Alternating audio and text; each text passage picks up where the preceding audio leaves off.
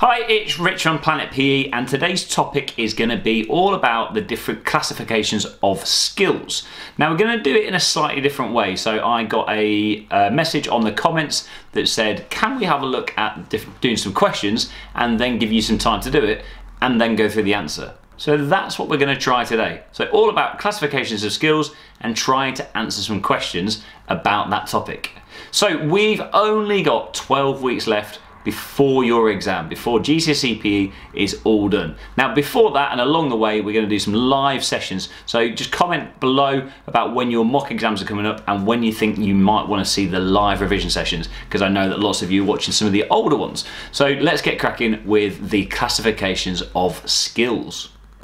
So we're going to start with this question. So the question is, classify the skill of a rugby tackle using each of the following classifications: basic, complex, open, closed, self-paced, externally paced, and gross and fine. And it says to justify your choices. So that's what we're going to look at. So along the way, you might want to try and pause the video to try the question, or you may want to think about adding things into your answer as we go, because what I'll do at the end of the video is look at that question again and then go through the mark scheme. So let's get cracking and have a look at the topic. So skills can be broken up in kind of 8 different ways. So we've got 4 continuums. Now all a continuum means is it's going to be along a line. So we've got basic on one end, we've got complex on the other end. We've got open on one side, closed, we've got self-paced, externally paced, and gross and fine. So every skill, within reason, we can kind of say it's either this or it's that. So let's start with this idea of basic and complex skills. Essentially what the difference is kind of, in an easy way, how difficult that sport or skill, I should say, is to do. So in our example here, we're looking at a rugby tackle. Now, you might think of a rugby tackle being really easy, but you're going to have to learn how to perform that skill. So a basic skill is something that has very few decisions. So walking is a basic skill. You put one foot in front of the other and eventually you'll get where you need to be. Whereas something like the triple jump has more components, more parts of it, which makes it a complex skill. Rugby tackling is probably more a complex skill, because we've got to decide the time when we tackle, we've got to put lots of different things together and make the decision about when we're going to tackle and how we're going to tackle. So we might argue then that this question would require you to talk about a rugby tackle being a complex skill. The second continuum is open and closed. This is generally about how affected the skill is by the environment. So if something is open, think of it being open to the environment. It can be affected by people around you. So it might be team members, it might be opposition players, but it means that you're going to have to maybe change how you practice the skill to how you do it in the real world, in the game activity. A skill which is closed is not affected by the environment. So basically it's exactly the same every time. It's exactly the same how you decide to practice it is how you do it in the real thing. So if we're thinking about something like a free throw in basketball, if I'm practicing in my sports hall at work, I'm going to do a free throw and it's going to be the same because it's the same distance, the same height of the hoop, and nobody else can affect it. If I then go and do that in the NBA finals, it's exactly the same skill. Nobody's going to affect it. I'm still the same distance away, the hoop's still the same height. However, something which is open is affected by those around us, so therefore it's never the same.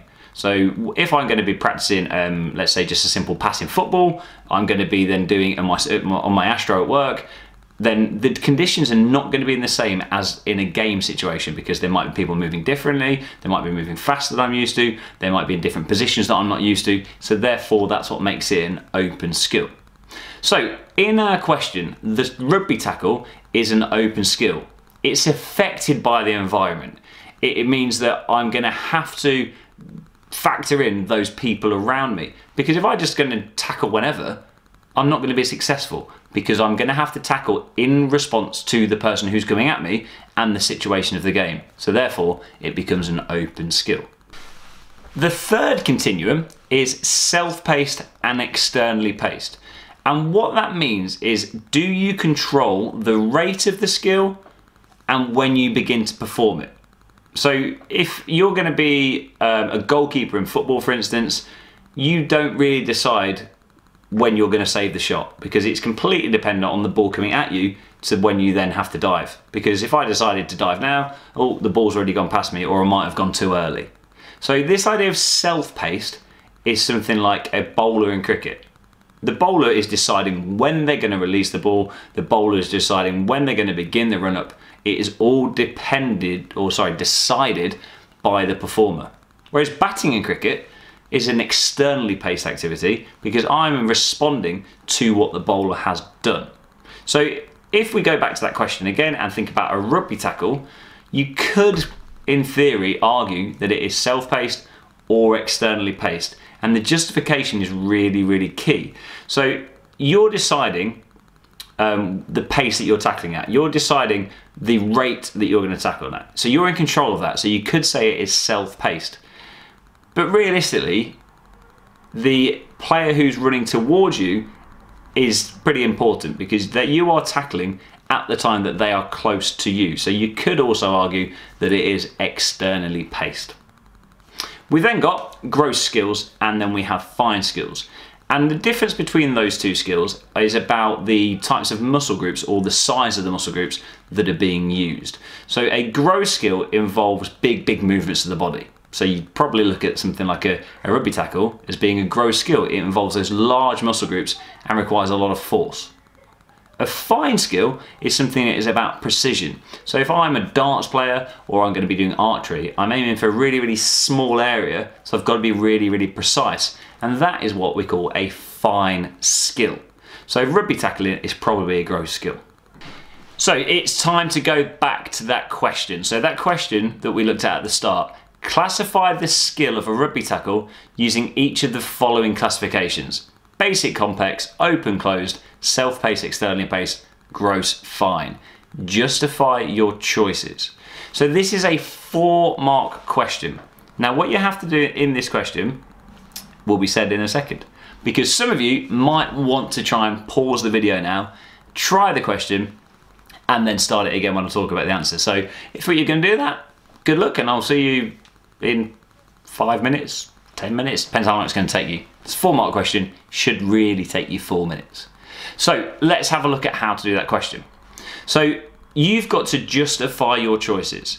You've got to choose, is it basic, is it complex? Is it open, is it closed? Is it self-paced, is it externally paced? Is it gross, is it fine? So you have to select from each of those 4 different continuums. So that's the first thing to do. So once you've done that, you've kind of gone, okay, I've decided, is it basic, is it complex? Well, are there many decisions that you have to make? Or is it really, really simple? That's the first thing to think about. So in this question, you've got to first of all make that decision. So when we're going, is it basic, is it complex? Okay, I've got to say it's complex. It's a complex skill. And the reason for that is it requires decision making. It requires your timing to complete the tackle. It requires a bit of thought so that you're safe when you're tackling. So you're going to get 1 mark for saying that it's complex. You're going to get a 2nd mark here for justifying why you've decided it's complex. Is it open or is it closed?